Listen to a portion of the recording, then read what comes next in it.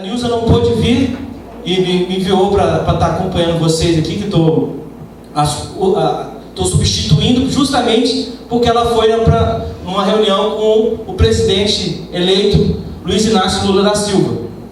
Nessa reunião da Centrais, que até o nosso companheiro do Conlutas citou. E eu vou no final aqui falar um pouco o que foi discutido nessa reunião para atualizar aqui em primeira mão, já que a reunião hoje foi por volta das 10 da manhã lá em Brasília. Então, esse é um pouco o nosso trabalho aqui, não de substituir, mas trazer uma contribuição para vocês. Então, é um prazer enorme. E um prazer também estar no Rio Grande do Norte, estar no Nordeste, que é a região do país que garantiu que a gente ainda tem a democracia nesse país.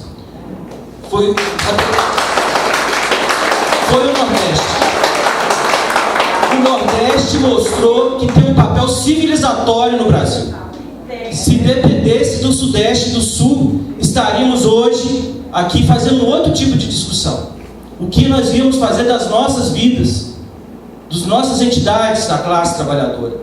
Então, o Nordeste teve esse papel estratégico, chave, mostrou a sua capacidade civilizatória de entender o que estava em jogo no momento do país e se posicionar. E mesmo com toda a barbaridade que esse governo fez, inclusive no dia da eleição, para impedir que as pessoas fossem votar, né, esse povo se manteve firme, compareceu às urnas e construiu, né, essa maioria apertada que nós tivemos, mas para derrotar o fascismo. Então isso não é qualquer coisa. Não é qualquer coisa. Esse é um feito extraordinário. É um feito da nossa geração. Nós impedimos um segundo governo de um genocida. É isso que a gente impediu. Então, de pronto aqui, eu queria agradecer muito e mostrar a minha eterna gratidão por esse aporte. Eu sou de Minas Gerais, então eu fico ali no meio. A gente lá ganhou também, mas foi apertado, porque tem um governador que só Deus na causa. Mas assim, conseguimos. Então, eu acho que esse é o elemento fundamental da conjuntura. Na posição da intersindical, o conflito principal da conjuntura é a democracia contra o fascismo. É isso que está em jogo há muito tempo. O fascismo no Brasil se construiu, se alimentou, né, durante esse período de várias variáveis que estavam acontecendo na conjuntura. Desde lá, e aí eu não falo só do governo Temer e do golpe. A intersindical está, inclusive, denunciando isso lá atrás. Mas por quê? Desde a descoberta do pré-sal, o Brasil está sob ataque. Desde a descoberta do pré-sal. Depois houve os governos, né, de Lula e Dilma sob ataque. Quando chegou em 2014, Dilma ganhou nas urnas, né, mas não conseguiu governar o segundo. Por quê? Porque um conterrâneo meu, né, Aécio Neves, não reconheceu as eleições. Então o fascismo está sendo gerado há muito tempo, como resposta ao avanço das forças populares, com seus defeitos, mas são avanços. Então isso é importante ter essa lógica para a gente saber em que curso a gente deve se posicionar na conjuntura. Conjuntura não é só teoria. Análise de conjuntura é a teoria condensada. É o que você faz com ela. É como se posiciona. Né? Porque se teoria não ajuda a gente em nada. Se ela não consegue vir para um nível mais concreto de análise. Que é a teoria da prática. É do que nós fazemos com a nossa vida, com o nosso sindicato. Né? Então, quando a gente entende teoria, a gente entende a partir disso. Então, sistematizando para vocês aqui, né, a nossa posição. O que estava em jogo é o autoritarismo, a ameaça de golpe, a ameaça de perpetuação, e aí não só das instituições militares, que enfim, faz parte de um conglomerado de ultradireita, mas também do banditismo, do crime organizado. É disso que se trata o bolsonarismo. De setores reacionários das igrejas católicas, das igrejas protestantes. É um conglomerado, um consórcio, o que na teoria gramsciana, para quem gosta, é um bloco histórico que estava querendo ser constituído. E que já aconteceu em outros momentos. O fascismo não é outra coisa senão a aliança mais profunda, visceral, entre donos do capital e poder político. É a parte mais profunda. Quer dizer que na democracia não existe isso? Existe. Mas de uma maneira profunda é o fascismo. O fascismo alemão, por exemplo, quem era o gabinete lá do Hitler? Era o dono da Bayer, o dono da Krupp, o dono da Volkswagen. Esse é o... E quem aqui no Bolsonaro, né? A gente vai analisar isso amanhã lá no debate da extrema-direita. Era o periquito lá de Santa Catarina, velho da van, não é isso? É o cara do Coco Bambu, Riachuelo, e os bandidos portos. Esse é o conglomerado. Então nós derrotamos isso, gente. Derrotamos isso. Então essa vitória é fundamental, é histórica, é importante. Não dá para relativizar. E se não fosse com uma frente ampla, democrática, com muita diversidade e contradições, que contradição não é erro, contradição é um fato da vida. Você é adulto, tem que enfrentar a contradição. Não é erro de maneira nenhuma. Agora nós temos de entender a contradição, trabalhar a contradição e navegar nas contradições. Porque não tem mundo perfeito, a não ser na teoria abstrata. No abstrato tem tudo perfeito. No caso concreto, o mundo é complicado. E a gente tem que se posicionar. E foi uma frente ampla, diversa. Concordamos com todo mundo que está lá? Não concordamos. Mas concordamos porque tem uma tarefa histórica. E com coragem nós vamos enfrentar essa tarefa histórica. Não só para vencer as eleições, mas para isolar ainda mais o fascismo. Para isolar, essa é a tarefa principal. Porque como o companheiro mesmo disse antes, e tem um acordo com isso, o bolsonarismo não vai acabar porque as eleições passaram, não vai acabar porque a faixa foi para outro presidente. Vai acabar quando as condições políticas, econômicas e ideológicas do fascismo forem superadas. Essa é a questão. E como se supera isso? Se supera em vários níveis. Nós temos o nível do governo, é um dos níveis, onde a gente pode ter políticas públicas, pode reconstruir as políticas públicas e o papel do Estado na vida das pessoas, e vocês são prova disso, porque são servidores públicos. A gente sempre fala, onde tem um direito existe um servidor público. Porque se tem um direito no papel e não tem um servidor público, é letra morta. O servidor público, ele traz o direito para a vida das pessoas. E isso é uma disputa ideológica. Onde tem o direito à educação, tem um professor, uma professora. Onde tem o direito à saúde, tem uma enfermeira, tem um médico, tem um auxiliar de enfermagem. Onde tem o direito ao trânsito, tem o pessoal do Detran, tem ali um agente do Detran. Onde tem direito à saúde, eu falava com uma companheira aqui antes, ela é da vigilância sanitária. Tem o direito à saúde, a ingerir um alimento adequado, tem um servidor lá para fiscalizar. Se tem um direito à assistência técnica, tem um servidor para poder garantir que o camponês, que a camponesa tenha ali as melhores condições de produzir. Então, onde tem um direito, tem um servidor público. E isso é uma discussão ideológica. Porque os neoliberais e o fascismo, no ponto de vista da economia, né, da forma como entende o Estado, é o mercado, é a ideologia mais profunda do liberalismo. Eles falam não é direito, isso aí é uma mercadoria. A assistência técnica, a educação, a saúde, isso é uma disputa ideológica que nós vamos ter de fazer. E esperamos, estamos dentro dessa frente democrática, construindo as condições para que a gente faça essa disputa ideológica nos sindicatos, na classe, em todas as organizações populares, inclusive no governo. Isso não significa que nós, não é nosso papel enquanto uma central sindical, participar de governo. Não está colocado isso. Nós temos, inclusive, no nosso estatuto, autonomia e independência. Fizemos uma reunião outro dia da direção nacional e falou, não, isso aí para nós é tranquilo.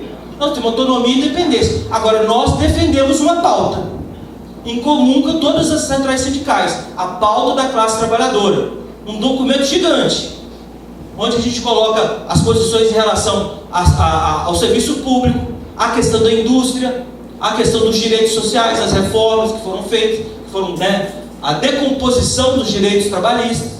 Tem posição para tudo isso, essa é a nossa pauta. E onde esse governo avançar nessa pauta, nós vamos estar juntos. Aonde ele travar a nossa pauta, nós vamos criticar. Para nós é muito simples isso. É muito simples. Agora, nós não vamos fazer de nenhuma maneira, em frente única, quinta coluna de fascista. Então, quando for o governo for bater, e nós estamos lá, inclusive para poder pressionar para que tenha apuração dos crimes do bolsonarismo, nós vamos ter de estar com o governo. A sociedade tem de estar com o governo, para garantir que a impunidade de Bolsonaro e de sua laia não seja esquecida. Nós queremos a apuração e queremos a condenação no método justo, no judiciário. Eles têm o direito de defesa, inclusive, mas temos certeza que eles estão metidos em coisas que a gente desconfia e muitas outras coisas. Desde o assassinato da Marielle, inclusive nossa companheira, e no assassinato de tantos outros militantes aí. Então, gente, essa é a nossa posição, e isso é fundamental para nós nessa conjuntura, se posicionar de uma maneira consequente. Nossas críticas ao governo, e isso é um debate que nós estamos afinando, nunca deve ter uma qualidade tal que não possa ser utilizado pela direita, pela Rede Globo, que já está batendo.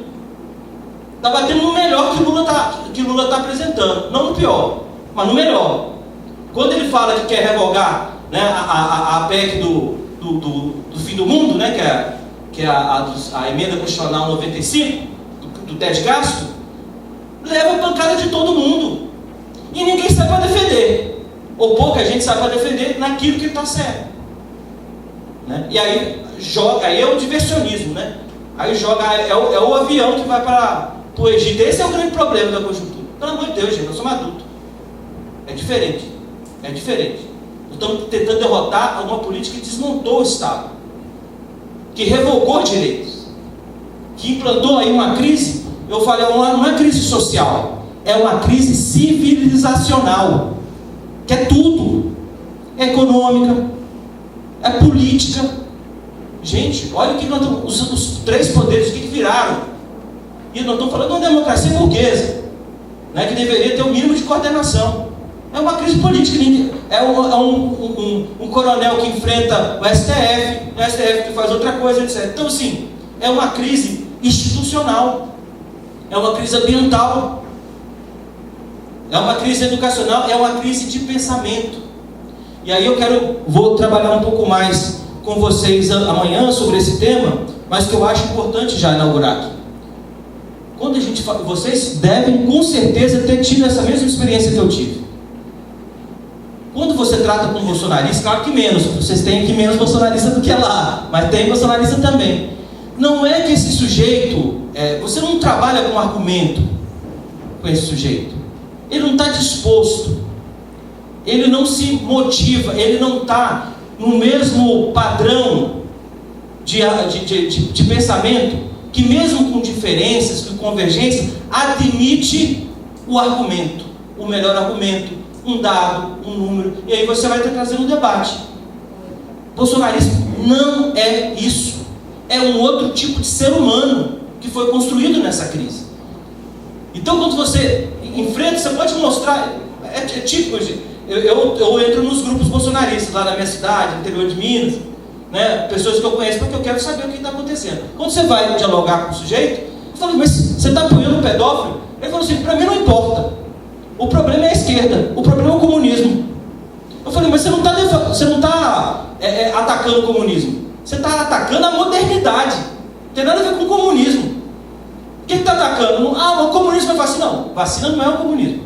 Vacina é modernidade. A Terra é plana, a Terra é redonda. Não. A Terra tem o formato que tem cientificamente provado, plena modernidade. Porque tem o critério que é o critério da ciência.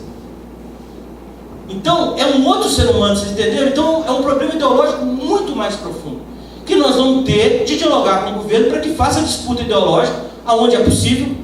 Eu acho que estrategicamente o papel da educação e da cultura vai ter relevância nisso, mas também nós, enquanto sociedade, enquanto entidade, enquanto classe, organizações, vamos ter que fazer um debate ideológico profundo, mais do que o debate econômico. Eu vou falar mais do que o debate econômico, porque está provado que às vezes, em alguns países, enfim, por exemplo, a experiência cubana, a experiência venezuelana, a experiência boliviana, você tem um povo que mesmo com dificuldades econômicas consegue superar a investida do imperialismo, a investida dos patrões. Para quê? Porque tem ideologicamente ganho a ideia de um projeto popular. Está internalizado. Não sei se estou fazendo compreender. Então, mesmo ali, às vezes comendo menos, tendo dificuldade, tendo inflação e tudo, mas ideologicamente está firme. E isso a gente consegue superar aquele momento. Agora, você só melhorar as condições econômicas, que são importantes, todo mundo tem direito. Mas se a gente não faz também o debate ideológico, as pessoas viram classe média. Começa com quem que a gente tira da pobreza nas políticas públicas, depende do Estado, do trabalho de vocês, para tirar essa pessoa da pobreza. Daqui a pouco ele tá se sentindo classe média. Aí ele já coloca uma bandeira do Brasil. Não sou nada contra a bandeira do Brasil, mas do jeito que eles usam, sou totalmente contra. E começa a me chamar de comunista, isso é comunista, não sei o que, não sei o que, não sei o que, pronto, e quer bater o carro, enfim, é isso. Então o debate ideológico é fundamental. Sem ele nós não vamos para lugar nenhum. Então, melhorar a vida das pessoas, uma linha, e vai ser difícil, mas nós temos condição de fazer isso. É a parte, vou dizer assim, mais fácil. Por quê? Porque é balela o que está falando que o Estado está quebrado. Houve uma inversão de prioridades, como o companheiro meu colocou. Houve uma política deliberada de concentração de renda e riqueza no país, com a pandemia. Foi os Magazine Luiza que aumentaram os lucros. Foram os bancos que nunca tiveram tanto lucro na vida deles em plena pandemia, enquanto o povo passava fome e morria de Covid. Então, não é que não tenha dinheiro. Não é que não tem dinheiro. O dinheiro está aí e ele está circulando para o bolso de uma minoria de bilionários. Né? Isso está claro. É outra coisa, o governo não tem o dinheiro. O governo, gente, ele é emissor de moeda. Se você tem dívida na moeda que você emite, você não tem problema na vida. Que é uma outra farsa que colocam pra gente. Não tem o dinheiro. O problema é se você deve em dólar, que não é o caso do Brasil. O Brasil deve em real. Emite moeda, até o limite da capacidade instalada da indústria. Pronto, falei um palavrão aqui, mas é isso. E cria, e move, que o dinheiro serve para isso, para mover a economia. Não serve para outra coisa. Serve, na ideia do capitalismo serve para uma coisa, para acumular, evidentemente. Mas enfim, então nós temos recursos para fazer o debate econômico e ganhar no debate econômico. Mas temos também de nos armar, de nos preparar para fazer o debate ideológico com inteligência, né? Com a capacidade de acolher quem quer, né, de alguma maneira superar o trauma do bolsonarismo, essa posição, e construindo as condições para a gente sair da crise civilizatória. E por último, que aqui meu tempo está acabando, passar um pouco o que foi a reunião, né, que eu deixei vocês aqui no ar. A reunião foi com as centrais sindicais, hoje pela manhã. A equipe de transição tem um GT de trabalho, e nesse GT de trabalho, inclusive um dos coordenadores é um cara que participou, né, o Clemente Gans, participou como diretor-presidente, diretor-geral, não lembro o cargo certo, do DIEESE, que é uma entidade que nos assessora enquanto sindicatos centrais. E houve a discussão da pauta da classe trabalhadora. Foi isso que foi discutido. E foi discutido aumento do salário, foi discutido a questão dos terceirizados, que aí nós temos todo acordo. O terceirizado, na nossa posição pelo menos, tem de ser representado pelo sindicato da categoria preponderante. Se é bancário, o terceirizado do bancário é bancário. Se é servidor, não. Vamos fazer disputa ideológica para saber como é que a gente resolve isso juridicamente. Aqui não dá mais para ter trabalhadores de segunda classe. Tá certo? Então esse é o debate que nós temos que fazer. Foi discutido isso, a questão do financiamento, exatamente isso. E aí saem nos grupos aí, o Alckmin falou que não tem voto do imposto sindical. Ninguém está defendendo isso, nenhuma central está defendendo isso mais, imposto sindical. Defende o quê? Defende que a forma de financiamento das entidades seja definida em assembleia, soberana da categoria. É isso. Claro que a mídia, ela move, então nós vamos ter que ficar sagaz também nesse processo para fazer a leitura correta. E a questão da reforma, né? Já terminei aqui, a questão da reforma trabalhista é exatamente isso. Nós vamos ter que ter correlação de força para mudar. Não dá para ficar do jeito que está. E essa é a nossa posição. Agora, existe diferença entre as centrais. As centrais, vamos dizer assim, um pouquinho mais pelega, defende, nós não temos de mexer nisso e tudo mais, tem que fazer outras coisas. Nós achamos que tem de mexer. E tem de mexer tão profundamente quanto a nossa mobilização seja capaz de produzir. Porque não vai ser no governo e não vai ser com esse Congresso. A gente vai ter de construir isso aí com o povo, organizando os comitês populares, organizando os sindicatos, etc. Mas então é isso. Agradecer a paciência de vocês aqui, a atenção de vocês, e falar mais uma vez, estou muito feliz de estar fazendo esse debate com vocês aqui. Obrigado.